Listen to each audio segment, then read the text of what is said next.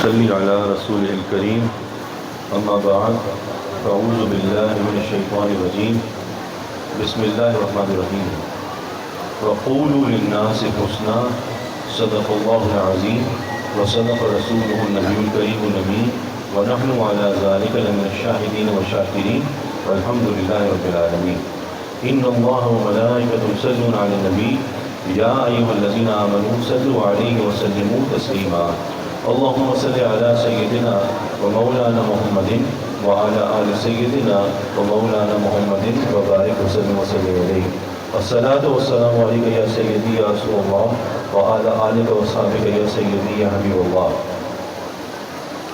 ایک دفعہ تمام حضرات درود شریف پڑھ لیں.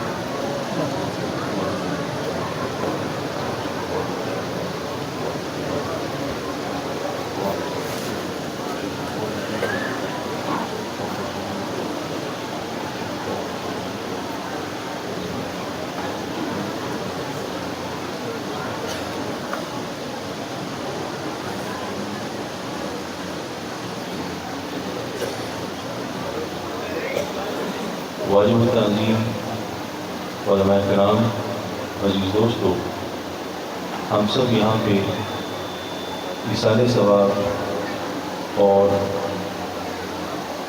40واں مولانا 40واں کلخانی کی ہم محفل میں یہاں حاضر ہیں. جیسے آپ نے سنا مولانا بتا رہے تھے مولانا کی اہلیہ مولانا اکرم سعیدی ہماری بڑے جانثار، بڑے نیک صالح اور بڑے اہل علم میرے دوستوں، ہمارے بھائی ہیں، ہمارے دوست ہیں، ہمارے پیر بھائی ہیں. مولانا بڑے نیک صالح انسان ہیں، میرے والد محترم سے بڑی محبت کرتے ہیں اور پرانی ان کی ہمارے آستانے سے دیرینہ وابستگی ہے.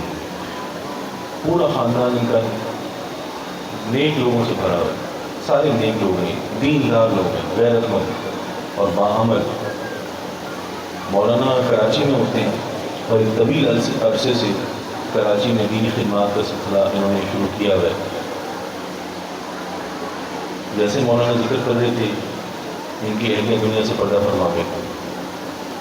مولانا کتنے نیک ہیں، ان کی رفیق حیات کتنی نیک ہوں گی اور کتنی زاہدہ پاکیزہ خاتون ہوں گی.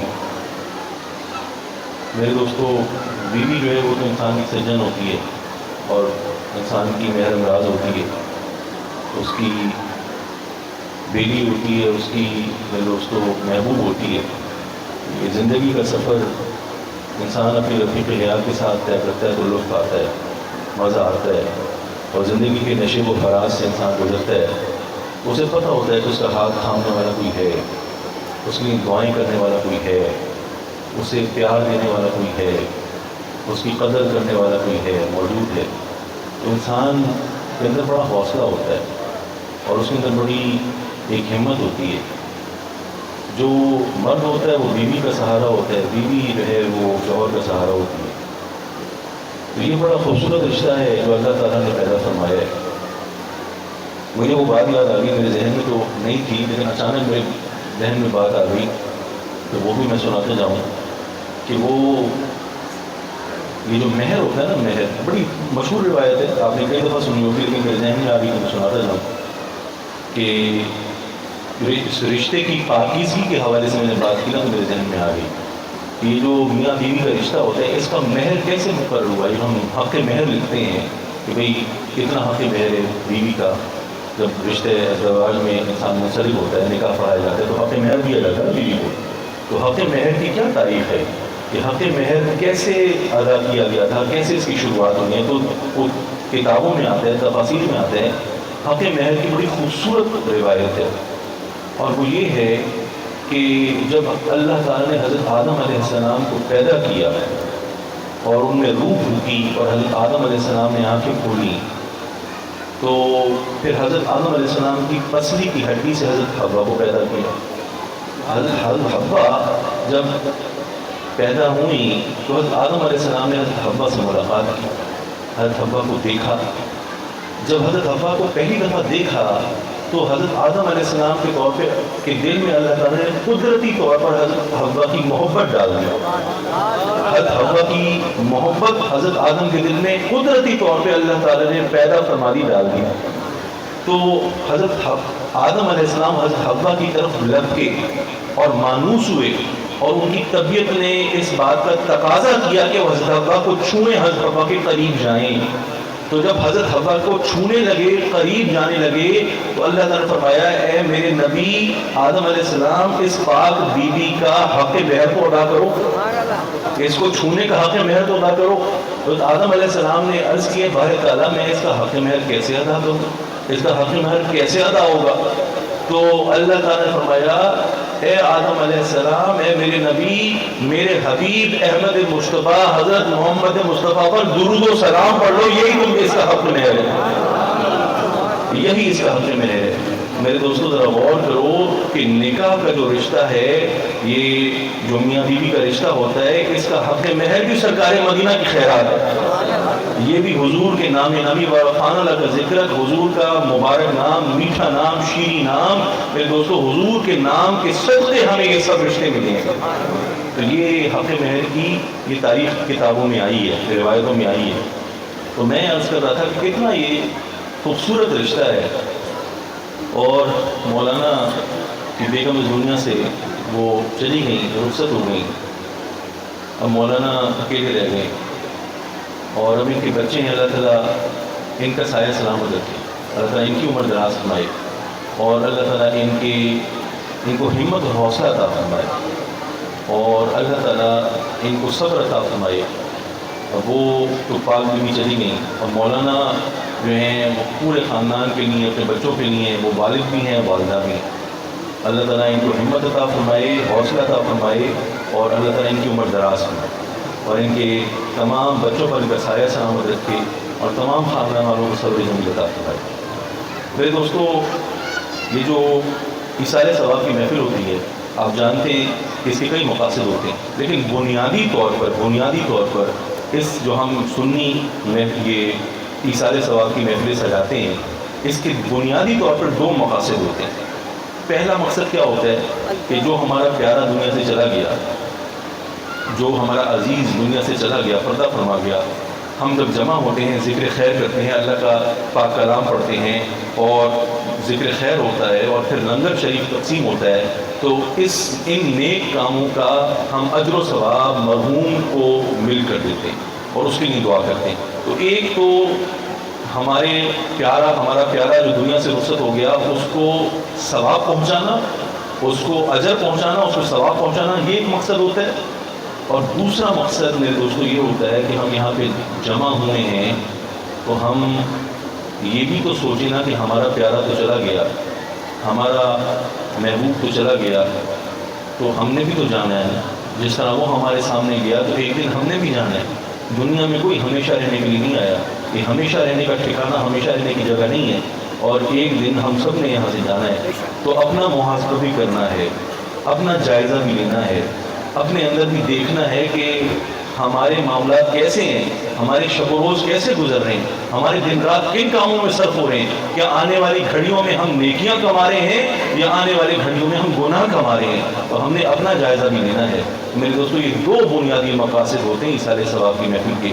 کہ ہمارا پہلا مقصد یہاں پہ جمع ہونے کا یہ ہے کہ ہم اللہ کا ذکر خیر کریں گے, اللہ کا پاک کلام پڑھیں گے, اس کے حبیب کا پاک ذکر خیر ہوگا, تو اس محفل کا ثواب ہم اپنے مرحوم کو پہنچائیں گے. اور دوسرا یہ کہ ہم نے اپنی بھی درستگی کرنی ہے, اپنی بھی اصلاح کرنی ہے. اور یہ دنیا ہمیشہ رہنے کی جگہ نہیں ہے, بلکہ ہمیں آخرت کے لیے توشہ تیار کرنا ہے, اور آخرت کے لیے زیادہ راہ ہمیں تیار کرنا ہے, تاکہ ہماری آخرت سنور جائے اور ہماری زندگی میں بہتری پیدا ہو. تو یہ جائزہ اور محاسبے کے لیے کھڑی ہے, ہمیں اپنا جائزہ اور محاسبہ کرنا ہے. میرے دوستو مجھے بات یاد آئی کہ حضرت ابراہیم علیہ السلام کے پاس فرشتہ آیا. بڑی مشہور روایت ہے.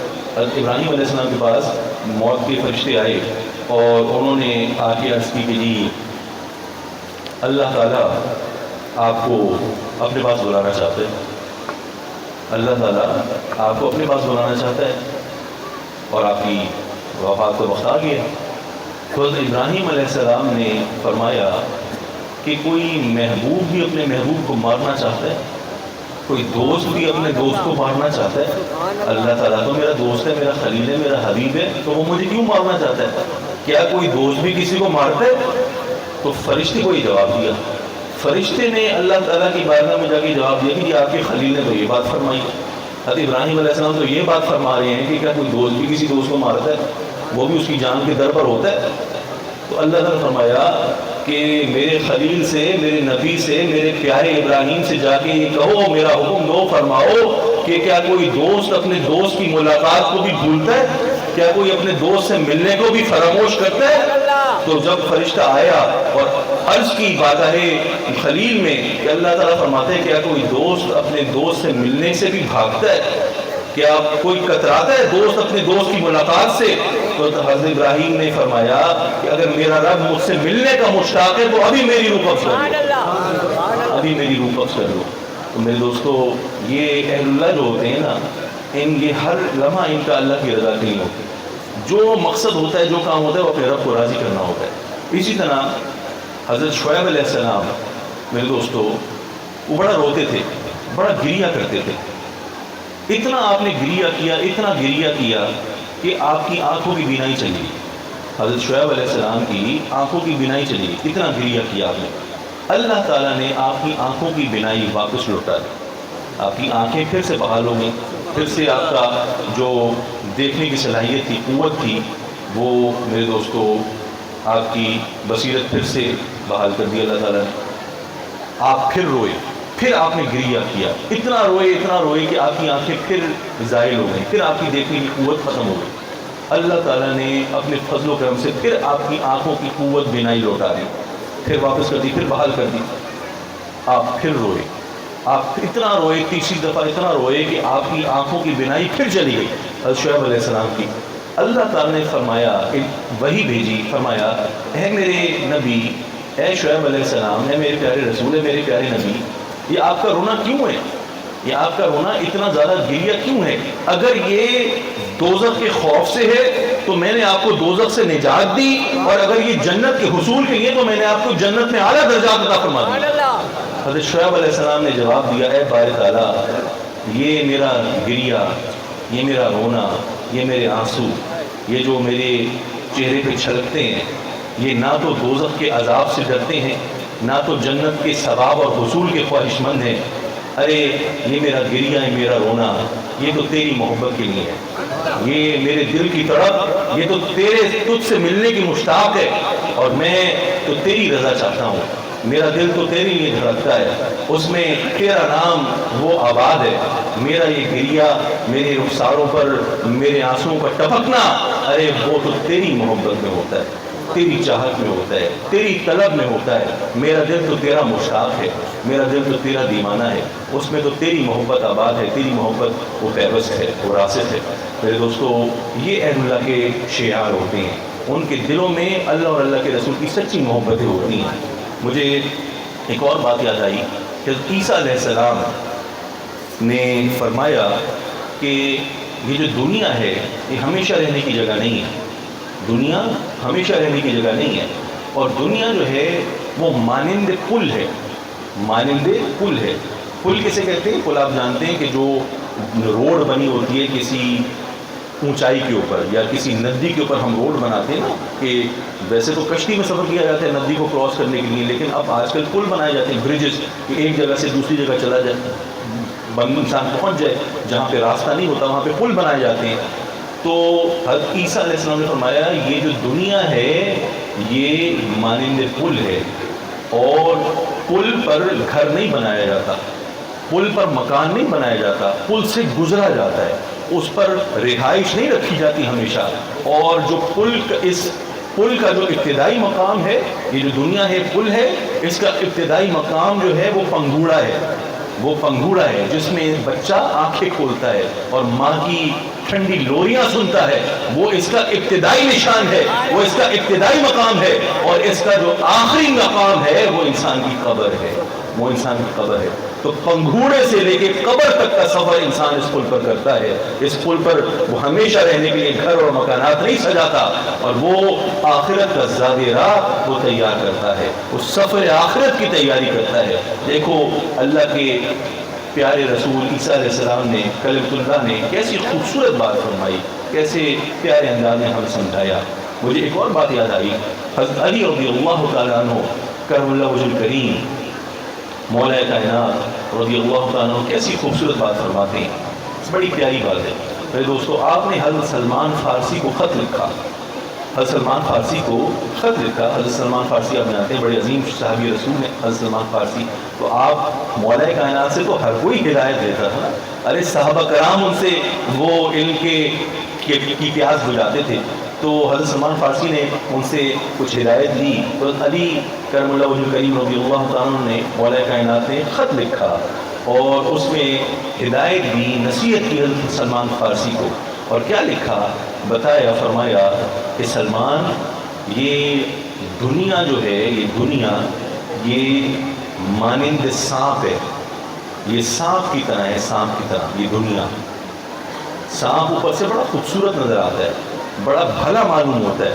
آپ کبھی سانپ کو دیکھیں میرے دوستو, سانپ کی جلد بڑی خوبصورت ہوتی ہے, اس میں بڑے رنگ ہوتے ہیں سانپ کی جلد میں, اور سانپ کی جلد کے تو بڑی چیزیں بنائی جاتی ہیں. آپ کبھی اتفاق سے بازار جائیں, مارکیٹ جائیں, اور خاص طور پہ یورپ امریکہ جائیں, تو وہاں پہ سانپ کی جلد کے جوتے بنائے جاتے ہیں, بیگز بنائے جاتے ہیں, جیکٹس بنائی جاتی ہیں کروکوڈائل اسکن کی. تو سانپ کی جلد بڑی خوبصورت ہوتی ہے, بڑی لبھانے والی ہوتی ہے, بڑے اس میں بڑے رنگ ہوتے ہیں, بڑی خوبصورتی ہوتی ہے, نفاست ہوتی ہے. اور سانپ کے اوپر جب ہاتھ پھیرتے ہو تو سانپ کی جلد بڑی بھلی معلوم ہوتی ہے, بڑی نرم و ملائم ہوتی ہے, گداز ہوتی ہے, اور اس میں ہاتھ پھیر کر مزہ آتا ہے. لیکن سانپ پر مستقل ہاتھ پھیرتے جاؤ, اس کا نتیجہ کیا نکلے گا؟ سانپ کاٹ لے گا, سانپ کاٹے گا. وہ ہاتھ پھیرنے کی چیز ہے سانپ میرے دوستو, سانپ کو کاٹ لے گا, اور پھر جب سانپ کاٹ لے گا تو اس کے زہر سے انسان مر جاتا ہے. تو حضرت علی رضی اللہ تعالیٰ وجہ کریم فرماتے ہیں, اے سلمان, یہ دنیا جو ہے مانند سانپ ہے, یہ اوپر سے بڑی بھلی معلوم ہوتی ہے, بڑے اس کے خوبصورت رنگ ہیں, بڑا اس کا جو دھوکہ مکر و فریب ہے بڑا پیارا ہے, بڑا دل کو لبھانے والا ہے, بڑا گلیمر ہے اس میں, بڑی چاشنی ہے, بڑی لذت ہے, اور بڑا خوبصورت انسان کو نظر آتی ہے. اس کے رنگ, اس کی تشکیل, اس کا جو باہر کا حصہ ہے بہت بھلا معلوم ہوتا ہے. لیکن جب انسان اس دنیا کے مکر و فریب میں, اس کے جال میں پھنس جاتا ہے اور آ جاتا ہے, ٹریپ ہو جاتا ہے, تو پھر یہ دنیا جو ہے انسان کو آہستہ آہستہ ہلاک کر دیتی ہے. انسان کو آہستہ آہستہ اپنے زہر سے, اپنی آلودگی سے وہ ہلاک کر دیتی ہے. تو دنیا کی علائقوں سے, دنیا کی معصیت سے اپنے دامن کو بچانا, دنیا میں رہنا ہے اور اس میں زندگی گزارنی ہے, لیکن اس کی معصیت سے, اس کے گناہوں سے, اس کی آلودگی سے, اس کی علائقوں سے اپنے دامن کو پاک رکھنا ہے, اپنے دامن کو پاک رکھنا ہے. دیکھو کیسے خوبصورت انداز میں آپ نے تربیت فرمائی. میرے دوستو, ہمیں یہ دیکھنا ہے کہ ہمیشہ ہم نے یہاں نہیں رہنا, ہمیں آخرت کی تیاری کرنی ہے, اپنی زندگی کی اصلاح کرنی ہے, زندگی کو درستگی کی راہوں پہ چلانا ہے, سعادت کی روشنیوں میں سفر طے کرنے ہیں, اور گمراہی اور تاریکیوں سے اپنے آپ کو, اپنے دامن کو بچانا ہے. میرے دوستو, بڑی اہم بات ہے, اور یاد رکھیں اس کا بہترین ذریعہ کیا ہے. اس کا بہترین ذریعہ وہ اللہ کی کتاب ہے اور سرکار مدینہ کی مبارک سنتیں, حضور کا عشق ہے, حضور کی نسبت ہے, حضور کی محبت ہے, اور حضور کی مبارک احادیث ہے. اگر قرآن کریم کی چمکتی ہوئی آیتوں اور احادیث مبارکہ کی چمکتی ہوئی قندیلوں سے ہم اپنے دلوں کی دنیا کو آباد کریں گے اور منور کریں گے, تو پھر میرے دوستو جو دل کی ویران کوٹری ہے, جو دل کے تاریک زندان ہیں, میرے دوستو جو اس کے خرابے ہیں, اس میں بہاریں مسکرائیں گی اور اس میں نور جگمگائے گا. اور پھر میرے دوستو ہمارا دل جو ہے, اس کی بنجر زمین وہ ہری بھری ہوگی, اس کی کھیتی میرے دوستو زرخیز ہوگی, اور پھر زہد و ورع کی فصل کھلے گی, اور پھر میرے دوستو اللہ کی تسبیح و تحلیل کے پرندے وہ چہچہائیں گے, اور ہماری جو دل کی زمین ہے وہ زہد و ورع کی فصل لے کر تیار ہوگی, اور پھر کھیتی جو ہے بڑی زرخیز ہوگی میرے دوستو. لیکن شرط یہ ہے کہ قرآن سے اور احادیث سے رشتہ کو جوڑ کر رکھنا ہے, مضبوط کر رکھنا ہے. لیکن ہم اس بات پر غور نہیں کرتے, توجہ نہیں کرتے. آپ یقین مانیں ہماری زندگی میں, ہر کسی کی زندگی میں مسائل ہیں, ہر زندگی کی، ہر بندے کی ہر انسان کی زندگی میں، بندے کی زندگی میں مسائل کا سامنا ہے، چیلنجز کا سامنا ہے، تکلیف اور دکھوں کا سامنا ہے۔ میں آپ کو یقین سے کہتا ہوں، پورے اعتماد سے کہتا ہوں کہ میرے دوستو، یہ جتنے بھی ہمارے مسائل ہیں نا زندگی میں، اور جو چیلنجز ہیں اور جو ہمیں مشکلات جھیلنا پڑتی ہیں، اس میں سے تقریباً 80 سے 90% مسائل جو ہیں وہ ہمارے خود کے کھڑے کیے ہیں، ہمارے خود کے کھڑے کیے ہوئے مسائل ہیں۔ اس میں کسی اور کا عمل دخل نہیں ہے، اس میں کسی اور کا ہاتھ نہیں ہے، کوئی اور عنصر اس میں نہیں وہ میرے دوستوں اس کو کھڑا کر رہا، کوئی تعویذ گنڈے نہیں ہو رہے، کوئی نظر بد نہیں ہے، کوئی جادو ٹونا نہیں ہو رہا، وہ ہمارے مزاج کی وجہ سے مسائل پیدا ہو رہے ہیں۔ اگر ہم اپنا مزاج ٹھیک کر لیں، اپنا مزاج جو ہے قرآن و سنت کے مطابق ڈھال لیں، اس کے سانچے میں لے آئیں، تو میرے دوستوں میں یقین سے کہتا ہوں کہ ہماری زندگی کے کم از کم 80% 90% مسائل حل ہو جائیں قرآن کی برکت سے، قرآن کی برکت سے۔ وہ کیسے نا سیلف کنسٹرکٹڈ پرابلمز، جو خود ساختہ مسائل ہوتے ہیں، جو ہم نے خود کے کھڑے کیے ہیں میرے دوستو، یہ اس کی نحوست ہے، یہ کسی اور کی وجہ سے نہیں ہے، یہ ہمارا مزاج ہے، یہ ہمارے مزاج کی وجہ سے وہ مسائل پیدا ہوتے ہیں۔ مثال کے طور پہ اگر نماز نہیں پڑھو گے، نماز کی طرف نہیں آؤ گے، رغبت نہیں کرو گے، اور پھر کہو کہ اللہ تعالیٰ جو ہے وہ برکتیں دے دے، میرے دوستو، جو تم نے برکت کی کنجی کو پھینک دیا اٹھا کے، جب نماز نہیں پڑھی، تمہاری نماز تمہارے بستروں میں فوت ہو گئی اور تمہیں اندازہ ہی نہیں ہوا کہ تم رب کے دربار سے محروم ہو گئے، اور اس کے رب کے دربار میں جا کے سجدہ ریز نہیں ہوئے اور اس سے خیرات نہیں لی، تو برکتیں کیسے آئیں گی جب تم نے برکتوں کی چابی پھینک دی اٹھا کے؟ میرے دوستوں، نماز پڑھو گے تو دیکھنا برکتوں کے دروازے کیسے کھولیں گے۔ والدین سے اگر ادب نہیں کرو گے والدین کا، اور دعائیں مانگو کہ رزق کی فراغی ہو جائے، رزق کشادہ ہو جائے، رزق میں برکت ہو جائے، کیسے ہوگی برکت؟ اب کتنے بڑے پیر سے دعا کروا لو، میرے دوستوں کہیں پہ بھی چلے جاؤ، میں کہتا ہوں اللہ کے گھر میں بھی چلے جاؤ نا، اور سرکار مدینہ کی سنہری جالیوں کے سامنے بھی چلے جاؤ نا، میرے دوستوں اگر والدین کے نافرمان ہو تو سرکار مدینہ بھی بات نہیں مانے۔ میرے دوستو، یہ باتیں سوچنے والی ہیں، کیونکہ سرکار مدینہ نے کتنی تلقین فرمائی ہمارے پیارے رسول صلی اللہ علیہ وسلم نے کہ والدین کا ادب کرنا ہے، والدین کی فرمانبرداری کرنی ہے۔ میرے دوستو، بڑی اہم باتیں، اگر فرمانبردار اولاد نہیں ہوگی تو کیسے رزق میں کشادگی ہوگی؟ میرے دوستو، تو بہت سے مسائل ہمارے خود کے کھڑے کیے ہوئے، اس میں کوئی جادو ٹونا نظر بد نہیں ہے، لیکن ہم غور نہیں کرتے، ہم توجہ نہیں کرتے۔ آپ یقین مانیں، اگر قرآن سے ہم رشتہ جوڑ لیں اور قرآن کے مفاہیم کو سمجھیں، میرے دوستو، اللہ تعالیٰ نے اپنی اس کتاب کو بڑے خوبصورت انداز میں اس کی بناوٹ کی ہے، اس کو سجایا ہے، میرے دوستو، اس کی سجاوٹ کی ہے، اس کی ڈیکوریشن، اس کی آرنامنٹ کی ہے۔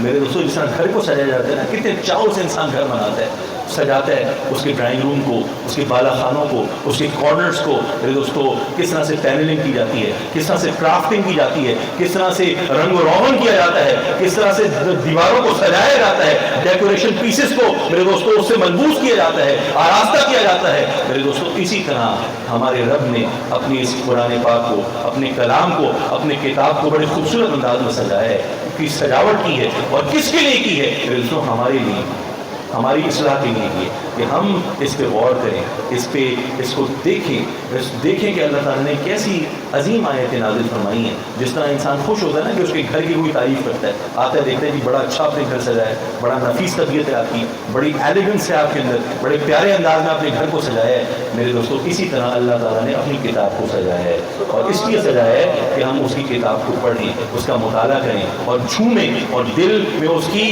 آیتوں کو پیوست و راسخ کریں، اور اس کی آیتوں کی عملی تصویر بنے۔ میرے دوستوں، اسی سے جڑی ہوئی ایک آیت میں نے آپ کے سامنے پڑھی، دیکھو کتنی خوبصورت آیت ہے۔ 3 الفاظ میں اللہ تعالیٰ نے حکمتوں کے جو بہتے ہوئے چشمے وہ بہائے ہیں۔ اللہ تعالیٰ فرماتا ہے وَقُولُوا لِلنَّاسِ حُسْنًا، اے اللہ کے بندو، آپس میں ایک دوسرے سے پیار سے بات کرو، آپس میں ایک دوسرے سے اچھے انداز میں بات کرو۔ وَقُولُوا لِلنَّاسِ حُسْنًا، اے اللہ کے بندو، ایک دوسرے سے خیر کے کلمات ادا کیا کرو۔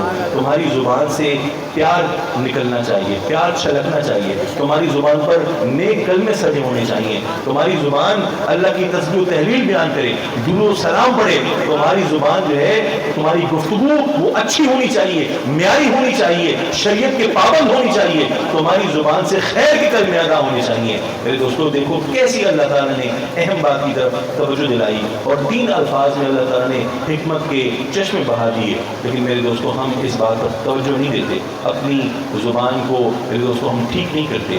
ہم اگر اس اپنا محاسبہ کریں, میں سمجھتا ہوں کہ زبان کا فساد آج کل بہت زیادہ ہو گیا, بہت زیادہ ہو گیا. بڑا مجھے دکھ ہوتا ہے میرے دوستو.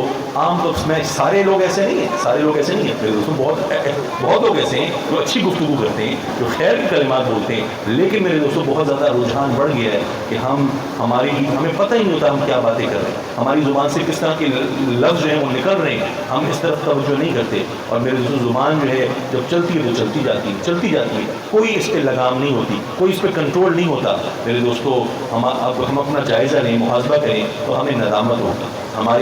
ہمارے جو سن ہیں, ہماری گردنیں وہ شرم سے جھک جائیں گے, ہمیں امبیرسمنٹ کا سامنا ہوگا. کیوں؟ اس لیے کہ ہماری زبان پر جہاں درود شریف سجا ہونا چاہیے, جہاں پہ اللہ کی ہم تسبیح و تحلیل سجی ہونی چاہیے, جہاں پر والدین کے لیے دعائیں سجی ہونی چاہیے, جہاں پر خیر کے مشورے اور نصیحتیں سجی ہونی چاہیے, جہاں پر پیار سجا ہونا چاہیے, وہاں پر نفرتیں ہیں, وہاں پر دھوکہ ہے, وہاں پر جھوٹ ہے, وہاں پر گمراہی ہے, وہاں پر غیبت ہے, وہاں پر فحاشی اور بے حیائی ہے.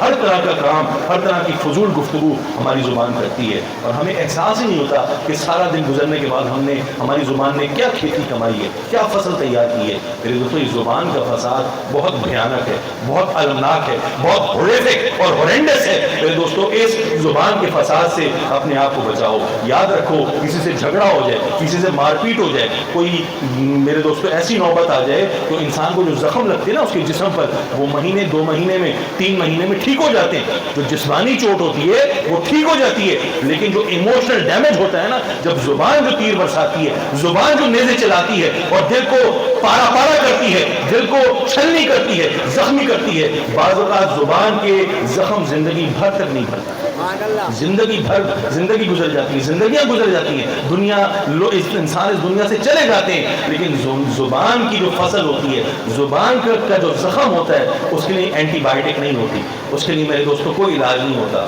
وہ زخم تازہ رہتا ہے. جو کسی کو ماں بہن کی گالیاں دیتا ہے اور اس کی عزت کو پارا پارا کرتا ہے اور اس کی عزتیں اچھالتا ہے اور جھوٹے الزامات لگاتا ہے, میرے دوستوں اس کا زخم جو ہے نا ہمیشہ تازہ رہتا ہے, ہمیشہ تازہ رہتا ہے. یہ بڑا کامن ہوتا جا رہا ہے ہمارے معاشرے میں دیکھتا ہوں, ٹی وی پہ آپ دیکھیں, ان لوگوں کو احساس ہی نہیں ہے کہ وہ جھوٹ بول رہے ہیں. جھوٹ بولنا تو کوئی بات ہی نہیں رہ گئی نا.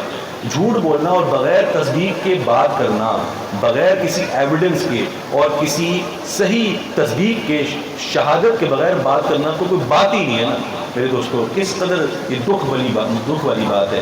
ہمیں اپنے آپ کو دیکھنا ہے, سنوارنا ہے اور اس زبان کے فتنے کو, اس کے فساد کو میرے دوستو وہ کنٹرول کرو. مجھے حضور کی حدیث یاد آتی ہے کہ حضور کی بارگاہ میں صحابہ کرام آئے اور عرض کی, یا رسول اللہ ای المسلم افضل, اے اللہ کے پیارے رسول ہماری رہنمائی کیجیے اور یہ بتائیں کہ کون سا مسلمان, یہ بخاری شریف کی حدیث ہے, کون سا مسلمان افضل مسلمان ہے, کون سا مسلمان قابل رشک مسلمان ہے, کون سا مسلمان قابل فخر مسلمان ہے. وہ صحابہ کرام بارگاہ رسالت سے رہنمائی طلب کر رہے ہیں کہ اے اللہ کے پیارے رسول صلی اللہ علیہ وسلم ہماری رہنمائی فرمائیے کہ ہم کون سا عمل کریں, کیسا کام کریں کہ ہم قابل رشک, قابل فخر مسلمان بن جائیں, ہم اچھے مسلمان بن جائیں. وہ کون سا فارمولہ ہے, وہ کون سا نسخہ ہے, وہ کون سا کام ہے جو ہم کریں تو اچھے مسلمان بن جائیں.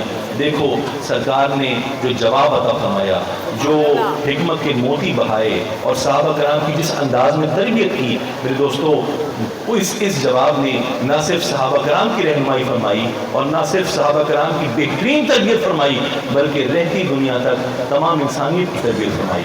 حضور نے کیسا خوبصورت جواب عطا فرمایا, بخاری شریف کی مشہور حدیث ہے یہ. حضور نے فرمایا المسلم من سلم المسلمون من لسانه وَيَدِهِ وَالْمُحَاجِرُ مَنْ حَجَرَ مَا نَهَى اللَّهُ عَنْهُ. سرکار فرمایا اے میرے صحابیوں, تم مجھ سے پوچھتے ہو کہ کون سا مسلمان اچھا مسلمان ہے, کیسا مسلمان بننا چاہیے.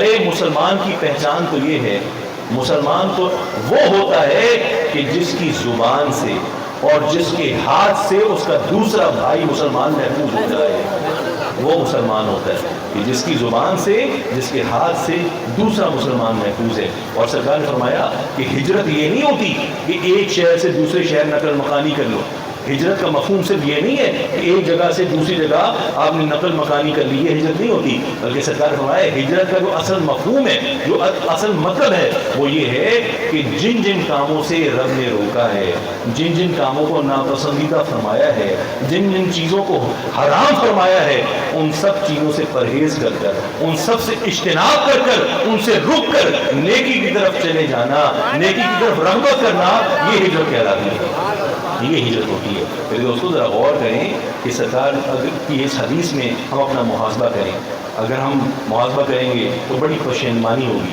افسوس سے کہنا پڑے گا، ہماری گردن سر وہ ندامت سے اور شرمندگی سے جھک جائیں گے، نہ تو ہماری زبانیں ہمارے کنٹرول میں، نہ ہمارے ہاتھ پاؤں ہمارے کنٹرول میں۔ جب ہاتھوں کی باری آتی ہے تو ہم ایسی تواضع کرتے ہیں دوسرے کی، وہ تواضع کرتے ہیں اپنے ہاتھوں سے، اس بیچارے کی ہڈیوں کا کچومن نکل جاتا ہے، وہ آئندہ ہم سے ملنے کی خواہش نہیں کرتا، الامان والا لفظ۔ اور جب زبان کی باری آتی ہے تو وہ اس کی تواضع کرتے ہیں، وہ اس کو ایسے ایسے کلمات سے ہم نوازتے ہیں کہ پھر میرے دوستو اس بیچارے کی ساتھ پوچھتے جو وہ یاد کرتے ہیں۔ تو یہ زبان کا فتنہ جو ہے بڑا خطرناک ہے۔ بخاری شریف کی طویل حدیث کا آخری ٹکڑا ہے، سرکار فرمایا وَمَنْ كَانَ يُؤْمِنُ بِاللَّهِ وَالْيَوْمِ الْآخِرِ فَلْيَقُلْ خَيْرًا أَوْ لِيَصْمُتْ۔ سرکار فرمایا کہ جو شخص اللہ پر اور آخری دن پر ایمان رکھتا ہے، اسے چاہیے کہ جب بات کرے، جب منہ کھولے، فَلْيَقُلْ خَيْرًا، تو پھر اچھی بات کرے، جب گفتگو شروع کرے، منہ کھولے تو اچھی گفتگو کرے، نیک گفتگو کرے، خیر کے کلمے اس کے منہ سے ادا ہونے چاہیے۔ یہ نصیحت، دعائیں، اچھے مشورے، سلام، دعا، یہ اس کے منہ سے نکلنے چاہیے۔ اور سرکار فرمایا اگر وہ اچھی بات نہیں کر سکتا، اچھی بات کہنے کو نہیں ہے، او لیسمت، تو پھر اسے چاہیے کہ پھر وہ خاموشی اختیار کرے، پھر بہتری اسی میں ہے کہ وہ خاموش ہو جائے، گفتگو نہ کرے۔ اور سرکار نے فرمایا الکلمۃ الطیب صدقہ، کہ یہ جو اچھی گفتگو ہے نا، یہ جو اچھی گفتگو ہے یہ صدقے کی طرح ہے، اس کا نتیجہ، اس کا اثر وہ صدقے کی طرح ہوتا ہے۔ دیکھو کیسی ٹھنڈی بات ہے، ذرا حدیث کے ذائقے چکھو، حدیث کی لذتیں دیکھو، اس کی ٹھنڈک دیکھو کہ حدیث میں کیسی ٹھنڈک ہوتی ہے۔ میرے دوستو انسان کا وجود ٹھنڈا ہو جاتا ہے حدیث پڑھ کر۔ ذرا حضور کی خوبصورت بات دیکھو، کیسی حسین و جمیل سرکار مدینہ صلی اللہ علیہ وسلم نے بات فرمائی کہ یہ الکلمۃ الطیب صدقہ، کہ اچھی گفتگو، نیک گفتگو، خیر کا کلمہ، ارے یہ تو ٹھنڈک ہے، یہ تو صدقے کی طرح ہے، اس کے نتائج اثرات صدقے کی طرح ہوتے ہیں۔ صدقہ کیا ہوتا ہے میں آپ سے پوچھتا ہوں؟ صدقہ غریب کی امداد ہوتی ہے نا، کوئی غریب لاچار نادار آیا، وہ دکھوں کا مارا ہوا آیا، اس نے آپ نے اس کی اللہ کے نام پر مدد کر دی، معاونت کر دی مالی، اس کو پیسے دے دیے، یہ صدقہ ہوتا ہے نا۔ لیکن سرکار فرمائے الکلمۃ الطیب صدقہ، کہ اچھی گفتگو، خیر کا کلمہ بھی صدقہ ہے۔ حالانکہ یہاں پہ کسی کو پیسے نہیں دیے، کسی کو پیسے نہیں دیے آپ نے، لیکن حضور نے اس کو صدقہ فرمایا، اچھی گفتگو کو۔ کیوں؟ گویا سرکار یہ فرما رہے ہیں کہ کتنے ہی ایسے لوگ ہیں جو پریشان حال ہیں، جو زندگی سے نا امید ہیں، جو مایوسی کے اندھیروں میں ڈوب گئے ہیں اور زندگی سے ہارے بیٹھے ہیں، انہیں کوئی سمت نظر نہیں آتی، کوئی انہیں راہ دکھائی نہیں دیتی، اور وہ زندگی سے ہارے بیٹھے، ہمت ہار گئے ہیں۔ لیکن مال و دولت ہے ان کے پاس، مال و دولت ہے، مال کے وہ رسیاں نہیں ہیں، مال کے وہ متلاشی نہیں ہیں، لیکن اگر وہ کسی چیز کے بھوکے ہیں، کسی چیز کے متلاشی اور منتظر ہیں، تو اس چیز کے منتظر ہیں کہ ان کو پیار دیا جائے، ان سے میٹھے انداز میں بات کی جائے، ان کی بات سنی جائے، 2 منٹ ان کے دکھڑے سن لیے جائیں اور مسکرا کر ان کو جواب دے دیا جائے۔ کتنے ہی لوگ اس چیز کے بھوکے ہیں، بیمار لوگ ہیں میرے دوستو، زندگی سے ہارے بیٹھے ہیں، بہت سنگین بیماریوں میں مبتلا ہیں میرے دوستو، ان کے پاس پیسہ ہے، علاج معالجے کا پیسہ ہے، ڈاکٹر کی فیس کے پیسے ہیں، دوائی کے پیسے ہیں، وہ ہمارے پیسے کے بھوکے نہیں ہیں، لیکن اگر وہ ضرورت مند ہیں تو اس بات کی ضرورت مند ہے کہ ہم 2 منٹ ان کے پاس بیٹھ تو جائیں، ان کے دکھڑے تو سن لیں، ان سے میٹھے انداز میں مسکرا کر بات تو کر لیں۔ لیکن ہم اتنے سخت ہو گئے ہیں، ہمارے دل اتنے سخت ہیں کہ ہم 2 منٹ نہیں بیٹھ سکتے کسی کے پاس، ہم کسی کی بات توجہ سے سن نہیں سکتے، ہمارا جو ظرف ہے وہ اتنا کم ظرف ہم ہو گئے ہیں کہ ہم نے دکھڑے نہیں سننے لوگوں کے۔ میرے دوستو ہم نے تو اپنی سنانی ہے نا، ہم نے تو اپنی کرنی ہے، اور اس کی بہترین مثال جو ہے نا، اس کی بہترین مثال وہ ہمارے والدین ہیں، وہ ہمارے والدین جو ہیں، یاد رکھو ان کی ہمارے مال پر نظر نہیں ہوتی، وہ ہمارے مال پر نظر لگا کے نہیں بیٹھے ہوتے کہ بیٹا کتنا یا بیٹی کتنا کما کے لائی ہے. میرے دوستوں والدین تو راتوں کو رو رو کے دعائیں کرتے ہیں کہ جتنا رب نے ہمیں دیا کروڑوں گنا اللہ تعالیٰ ہمارے بچوں کو اس سے زیادہ دے. میرے دوستوں لیکن یاد رکھو والدین اگر کسی چیز کے واقعی میں پیاسے ہوتے ہیں, جو چیز ان کی پیاس بجھاتی ہے, واقعی کسی چیز کے متلاشی اور بھوکے ہوتے ہیں, تو اس چیز کے بھوکے اور پیاسے ہوتے ہیں کہ ہمارا پتر آئے, ہمارا بیٹا آئے, ہماری بیٹی آئے تو 2 منٹ ہمیں سلام کر کر ہمارے پاس بیٹھ تو جائے, ہمارے ٹکڑے تو سنے, ہمیں پیارے انداز میں ہم سے بات تو کرے, مسکرا کر میٹھے لہجے میں نرم لہجے میں ہمارے دکھوں پر مرہم تو رکھے. میرے دوستوں کتنے ہی والدین ایسے ہیں. اس لیے میرے آقا مولا سرکار مدینہ رسول اللہ صلی اللہ علیہ وسلم فرماتے الکلمۃ الطیب صدقہ, یہ جو اچھا کلمہ ہے, خیر کا کلمہ ہے, میٹھے انداز میں نرم انداز میں بات کرنا ہے, اس کا جو اثر ہوتا ہے, نتیجہ ہوتا ہے, وہ بھی صدقے کی طرح ہوتا ہے. پھر دوستوں ایک بڑی اہم بات ہے, میں زبان کا فساد معاشرے میں دیکھ رہا ہوں, ٹیلی ویژن پہ آپ دیکھتے ہیں کیا طوفان بدتمیزی مچا ہے. پھر دوستوں سمجھ میں ہی نہیں آتا کہ کیا جھوٹ ہے کیا سچ ہے. یہ سب چیزیں مسخ ہوتی جا رہی ہیں اور یہ ہمیں دیکھنا ہے. بخاری شریف کی مجھے حدیث یاد آئی, بڑی پیاری حدیث ہے, آپ کو سناؤں. سرکار نے فرمایا ان العبد لیتکلم بالکلمۃ من رضوان اللہ.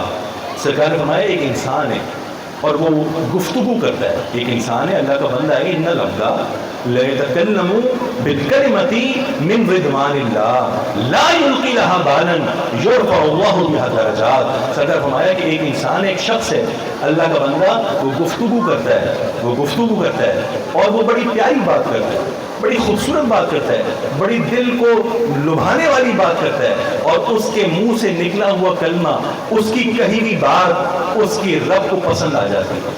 اس کی رب کی بارگاہ میں اس کا کہا ہوا کلمہ وہ اس کے رب کو پیارا لگتا ہے, اس کے رب کو اس کی بات پسند آ جاتی ہے. لا یلقی لها بالا, اور اس بھلے مانس کو, اس سادہ بندے کو پتہ ہی نہیں ہوتا کہ میں جو بات کر رہا ہوں, میں جو اچھی بات کر رہا ہوں, میرے رب کو کتنی پسند آ رہی ہے. میری کہی ہوئی بات, میرے منہ سے نکلا ہوا خیر کا کلمہ میرے رب کی بارگاہ میں کتنا مقبول ہو رہا ہے. لا یلقی لها بالا, اس بندے کو پتہ ہی نہیں ہوتا, اندازہ ہی نہیں ہوتا کہ میرا رب مجھ سے کتنا خوش ہو رہا ہے. یہ جو میں درود شریف پڑھ رہا ہوں, یہ جو میں نماز پڑھ رہا ہوں, یہ جو میں تسبیح و تحلیل کر رہا ہوں, یہ جو میں خیر کی باتیں کر رہا ہوں, یہ جو میں والدین کو دعائیں دے رہا ہوں, والدین سے مسکرا کر اچھی کلمے اچھی باتیں کر رہا ہوں, اپنے بھائی بہنوں سے اور اپنے کالیگ سے اور اپنے گھریلو ماحول میں اپنی بیوی سے, اپنے بچوں سے پیارے انداز میں بات کر رہا ہوں, اور میں اچھی میٹھی بات کر رہا ہوں, یہ میرے رب کو کتنی پسند آ رہی ہے, میرے رب کو کتنی بھلی معلوم ہو رہی ہے. اس انسان کو پتہ نہیں ہوتا, لیکن اللہ تعالیٰ انعام کے طور پر اور اس کے نتیجے کے طور پر اللہ تعالیٰ کیا کرتا ہے, یرفع اللہ بها درجات.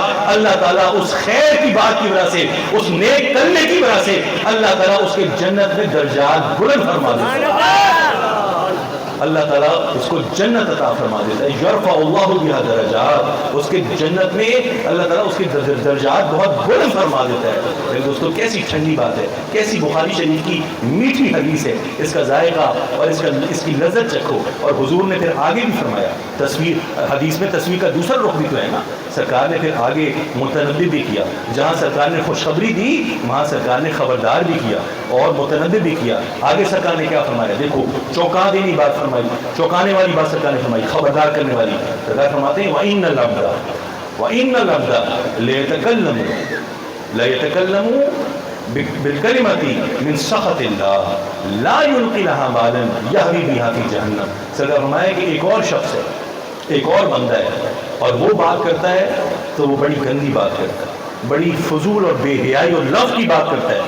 وہ ایسی گندی بات کرتا ہے, غیبت کرتا ہے, چغل خوری کرتا ہے, اور وہ اس کی کہی ہوئی بات اس کے رب کو بری لگتی ہے. اس کی کہی ہوئی بات اس کی رب کی بارگاہ میں بہت ناپسندیدہ ہوتی ہے, اس کے رب کو بڑی ناگوار گزرتی ہے.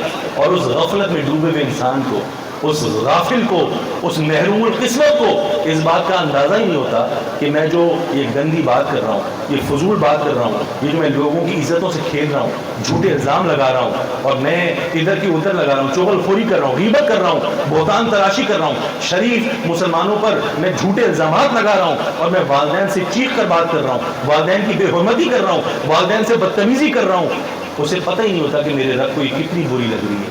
من سخط اللہ, میرے رب کی بارگاہ میں کتنی ناگوار گزر رہی ہے. لا یلقی لہا بالا، اس انسان کو اس چیز کا اندازہ نہیں ہوتا، اس غافل کو، محروم القسمت کو، اس بد نصیب کو، تو اللہ تعالیٰ کیا کرتا ہے، اس گندی بات کی وجہ سے، اس برے کرنے کی وجہ سے اللہ تعالیٰ یہوی بہا فی جہنم، اس کو جہنم میں ڈال دیتا ہے، اس کو جہنم میں ڈال دیتا ہے۔ تو بخاری شریف کی حدیث ہے، حضور نے اس حدیث میں زبان کی طرف ہمیں خبردار فرمایا کہ زبان کے فساد سے بچو، زبان کے فساد سے بچو، زبان کی بھیانک فساد سے بچو۔ لیکن دوستوں بڑی اہم بات ہے، لیکن ہم توجہ نہیں کرتے۔ آخری میں بات کروں اور اپنی گفتگو کو سمیٹوں، آخری حدیث میں سناؤں، اور میں سمجھتا ہوں کہ حدیث جب بھی میں اس موضوع پہ بات کرتا ہوں، یہ حدیث میں کوشش کرتا ہوں ضرور سناؤں۔ بڑی پیاری حدیث ہے، بڑی پیاری حدیث ہے، اور اس میں بڑی تربیت ہے۔ اور میرے دوستوں حدیث کا ایسا حسن و جمال ہے، اللہ کی کتاب کا، قرآن کا ایسا حسن و جمال ہے، اور حدیث کا ایسا حسن و جمال ہے کہ میرے دوستوں انسان کا دل باغ ہو جاتا ہے۔ دیکھیں حدیث مختلف طرح کی ہوتی ہے۔ ایک حدیث ایسے ہے کہ اس میں حضور نے بالکل واضح حکم فرمایا، اور ایک حدیث ایسے ہے کہ اس میں حضور نے کوئی بات کی تو حضور خاموش رہے۔ بعض حدیثیں ایسی ہوتی ہیں جس میں حضور نے میرے دوستوں مسکرا کر بات کی، بعض حدیث ایسی ہوتی ہیں جس میں حضور نے سوال کیا اور جواب بھی خود عطا فرمایا۔ تو یہ حدیث جو ہے یہ حضور کی ادائیں ہیں، یہ حضور کی مختلف ادائیں ہیں، تو ان کے ذائقے اور ان کی لذتیں میرے دوستوں بڑی پیاری ہوتی ہیں۔ دیکھو اب یہ جو حدیث میں سنانے لگا ہوں بڑی خوبصورت حدیث ہے۔ حضرت معاذ بن جبل رضی اللہ تعالیٰ عنہ، حضور کے بڑی عظیم صحابی ہیں، وہ بارگاہ رسالت میں حاضر ہیں۔ حضرت معاذ بن جبل رضی اللہ تعالیٰ عنہ، میں آپ کو تھوڑا سا بتاؤں، وہ صحابی ہیں جو مجتہد صحابی تھے، یعنی قرآن اور حدیث اور سنت کی کا بہترین علم تھا آپ کے پاس، اور جو صف اول کے علماء اور مفتیان صحابی تھے ان میں آپ کا شمار ہوتا ہے۔ صف اول میں یمن کی گورنری سرکار مدینہ نے آپ کو عطا فرمائی، آپ کو یمن کا گورنر بنا کے بھیجا۔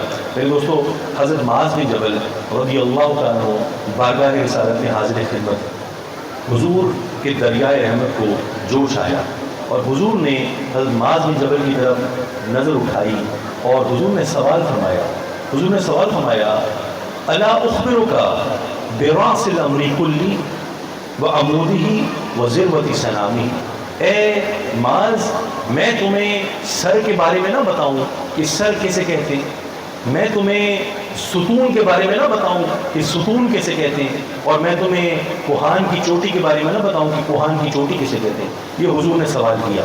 میرے دوستو ذرا غور کرو کہ وہی بات جو میں نے کہا کہ حدیث جو ہے نا حضور کی ادائیں ہیں، اور حدیث کے مختلف ذائقے، حضور کا تربیت فرمانے کا انداز کیسا پیارا ہے کہ حضور نے اس حدیث میں سوال کے ذریعے تربیت فرمائی۔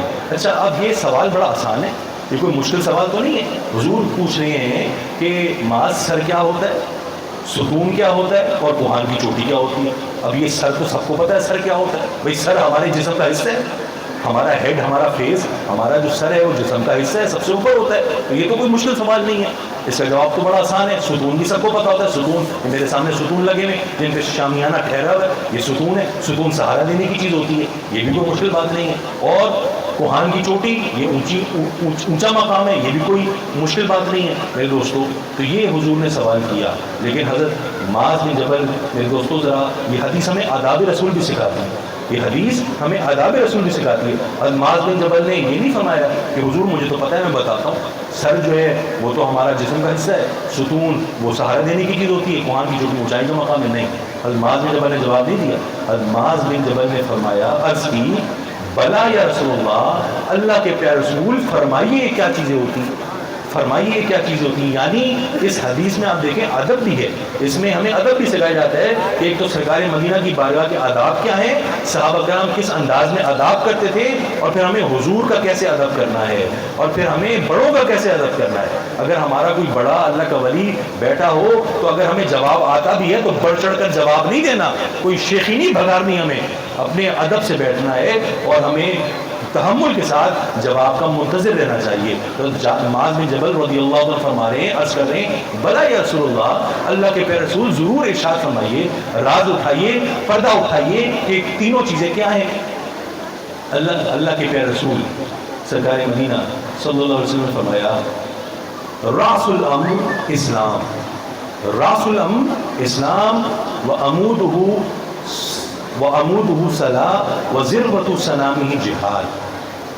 سرکار نے فرمایا معاذ یہ جو سر ہے، سر یہ اسلام ہے، سبحان اللہ. یہ سر جو ہے اسلام ہے، اور جو ستون ہے وہ نماز ہے، اور جو کوہان کی چوٹی ہے وہ جہاد فی سبیل اللہ. سبحان اللہ. جو کوہان کی چوٹی ہے وہ جہاد. تکبیر. نعرہ رسالہ. نعرہ تحقیق. نعرہ حیدری. اذان حضور غزالی زمان. اذان حضور غزالی زمان. جو کوہان کی چوٹی ہے وہ جہاد ہے، جہاد فی سبیل اللہ. اب ذرا غور کریں کہ حضور نے کیسے انداز میں فلسفہ ہمیں سمجھائے. حضور اس حدیث میں ذرا حضور کی کا فیض دیکھو، حضور کی ذرا رحمتوں کی جھلک دیکھو. اس حدیث میں کیسے امٹ کے سامنے آ رہی ہے کہ حضور کا تربیت انداز کیسا پیارا ہے.